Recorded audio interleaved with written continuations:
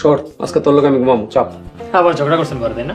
বুঝতেই যখন পারছস তাহলে আবার জিগাইতাছস কেন? ঘরের বউর সাথে ঝগড়া কইরা পরাজয় বরণ কইরা ঘর ছাড়া হইছি, এই কথা কারো কাছে কইতে আমার লজ্জা লাগে। আপনি নাকি তরুণের সাথে সকালবেলা ঝগড়া করছেন। তরুণের কাছে কি কোনো ভিডিও আছে? ভিডিও তো আছে আমার কাছে। তরুণের সাথে ঝগড়া করে কোনো লাভ নেই। আর আপনি ভিডিও দিয়ে কি করবেন? আরে বাবা, ভিডিওটা হাতে থাকলে মামলা করতে সুবিধা হইতো। আর রানিং চেয়ারম্যানের বিরুদ্ধে উপযুক্ত সাক্ষী প্রমাণ ছাড়া মামলা করা যাইব না। আর মামলাটা যদি করতেই পারতাম তাহলে এই রাশেদ ছেলেটা কয়টা ক্ষতিপূরণ পাইতো।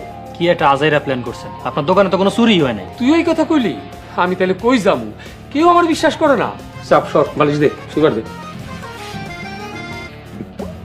শুইতেছেন ভালো কথা, নাক টাক ঢাইকেন না, একটু ঘুমাইতে দিয়ে। চুপ করতো বাবা, কথা কইস না, ঘুমাই দে, এমনি মন মেজাজ ভালো না। বাবা সোহাগ, বাবা সোহাগ,